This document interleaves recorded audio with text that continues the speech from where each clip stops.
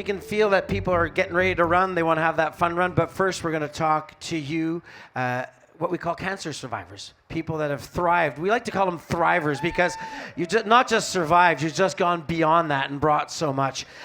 Susan, we've met over the last decade a few times, heard your story, but share your story for everyone here today. The diagnosis of cancer, what you and your family went through, and what's happening nowadays. That's a lot to ask in just a few moments. I was 36 years old and I was diagnosed with colon cancer. It was an incidental finding, I'm lucky to say.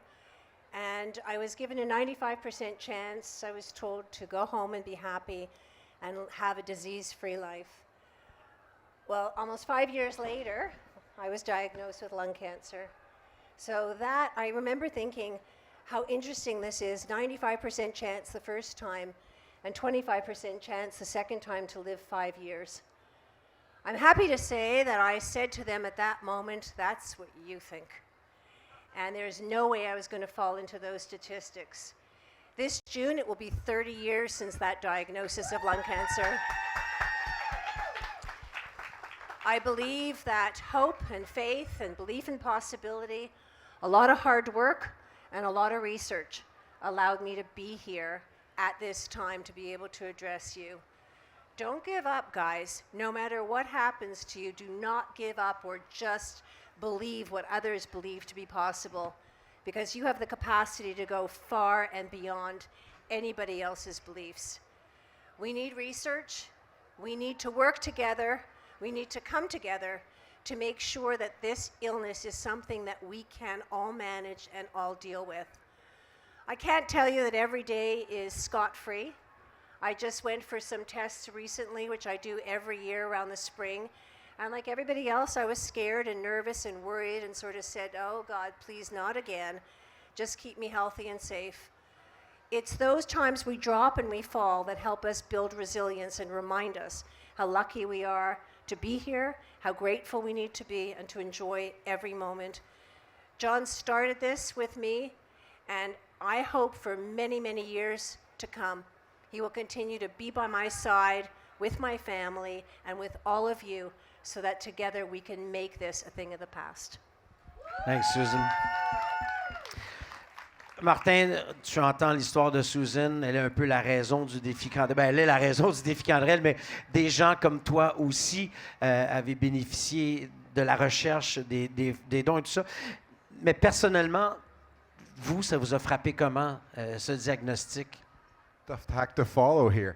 En français, je Oui, s'il vous plaît. Parfait, oui. Un peu différent, je dirais, grosse partie de chance. C'est le point commun souvent des survivants du cancer, c'est la chance. On est des combattants aussi, mais c'est beaucoup la chance dans mon cas.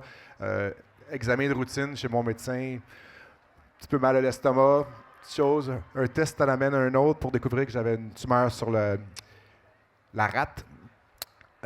Donc, on me suggère d'enlever la rate quand on a plus de 50 ans. La rate, c'est plus ou moins important. Donc, je prends ça comme une petite chirurgie de rien qui m'amène par contre à être suivi par les médecins du CHUM de façon exceptionnelle à tous les 6 mois qui suivent ça. Donc, mais 2 ans plus tard, mon médecin, le docteur Simon Turcotte, un chercheur du CHUM exceptionnel, découvre que cette tumeur-là reprenait forme dans mon pancréas cette fois-ci. Donc, il me dit, on suggérerait de t'enlever le pancréas. Fait que je ne sais pas si c'est comme vous. Moi, je pensais qu'on ne pouvait pas vivre sans pancréas. Donc, c'était comme un choc, un électrochoc qui t'arrive. Tu te dis, qu'est-ce qui se passe? Pourquoi qu'on me dit ça aujourd'hui? Est-ce que je suis sur le point de mourir? Donc, une chose en amène une autre. J'accepte cette chirurgie-là en ayant un petit peu de crainte et de peur et de tout ce qui vient avec. Et suite à ça, on m'a dit que j'avais le cancer. Donc, c'est pas... heureusement, j'ai pas eu à subir le traitement, mais quand on voit les statistiques du cancer du pancréas, plus de seulement 5% de gens qui en survivent. Je ne peux pas rester assis sur mes mains après ça, donc j'essaie de faire ma part. Mais je pense que le point qui est à retenir dans tout ça, c'est surtout que c'est la recherche qui a fait qu'on a pu découvrir ça. C'est quand le docteur Turcotte a vu ce pattern-là qui se dessinait dans mon corps, il a dit « Hey, c'est quelque chose qu'on connaît maintenant. C'est quelque chose que grâce à la recherche, grâce à vos dons, grâce à des journées comme celle d'aujourd'hui, on peut dire « Oh, on peut sauver cette personne-là. » Fait que ce qui fait en sorte aujourd'hui que je suis là et que je peux en parler.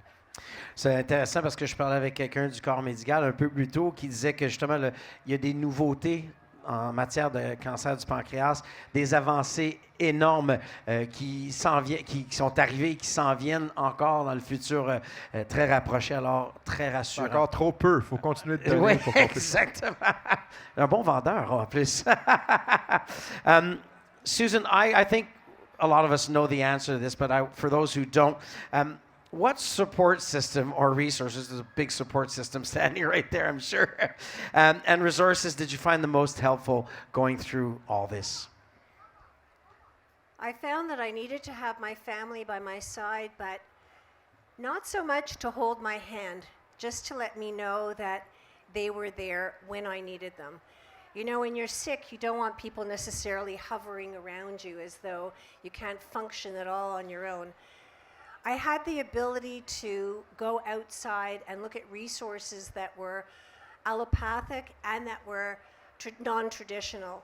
It was really important for me to see whatever I could find out there that could help support my belief systems, that could help support whatever treatment program I chose to take. I needed traditional and non-traditional medicine. I needed to find things that were connected to my mind so that I could actually help my body to be the absolute best it could be. But family and friends and resources were essential. And you know, for people who can't afford some of the things I was lucky enough to be able to afford, there is still so much that's out there in libraries and online that is free that people can actually access. And I encourage you all to go out there and see what is available.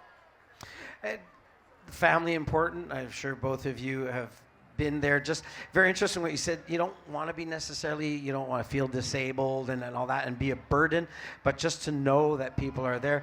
Martin, pour toi, est-ce que c'était un peu la même chose, cet espoir, cette force que tu as trouvé pour passer à travers tout ça? Est-ce que ça venait beaucoup des membres de la famille, des amis? Oui, notre système de support est clé. Puis s'il y a une chose, quand tu regardes en arrière, j'ai un petit peu voulu peut-être cacher ça à mes enfants, cacher ça à mes parents pour les protéger.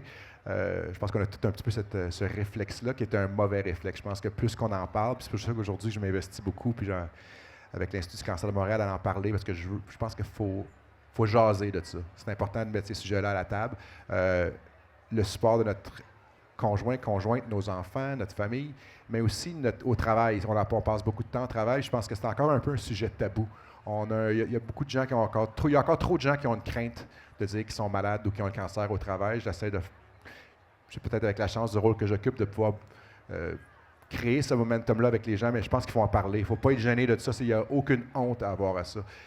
Puis ça va nous donner un petit peu plus d'énergie aussi. Parce que plus qu'il y a de gens qui t'aident, mieux que c'est. C'est pas évident. Il y a beaucoup de craintes, il y a beaucoup de peur, mais je pense qu'il faut ouvrir le dialogue. Susan, we heard from Dr. Morag Park and Gila Deluya earlier on. One word that wasn't around a lot 35 years ago was cured from cancer. What are your thoughts on that today, seeing stories like Martin's and all that? Does that give you more hope to continue what Jonathan and yourself started 35 years ago? Does it motivate you even more? You know, I think even today doctors would not say that I'm cured. They don't use that word. They don't believe in that concept. They'll say that I'm in remission. I think our bodies are constantly shifting and changing and growing, and I think we have to work on moving towards health and well-being and feeling good rather than on absolute outcomes. So I'm not sure that I can answer it any other way. It was interesting because that's what some of the avenues that Dr. Park was talking about, you know, how the body can heal itself in certain situations, and we just need to take it there. So very well answered. Martin, comment, avec justement les gens au travail, dans ton entourage immédiat, tu abordes la discussion du cancer? Est-ce que tu disais que c'était tabou, mais lorsque tu en parles, comment tu l'abordes? Est-ce que tu disais, moi, Martin, je suis en rémission, est-ce que tu es un porte-étendard ou vraiment ça vient comme quelque chose de naturel où tu essaies de faire comprendre aux gens que des trucs comme le défi Candarel, ça change vraiment quelque chose dans la vie d'un cancéreux?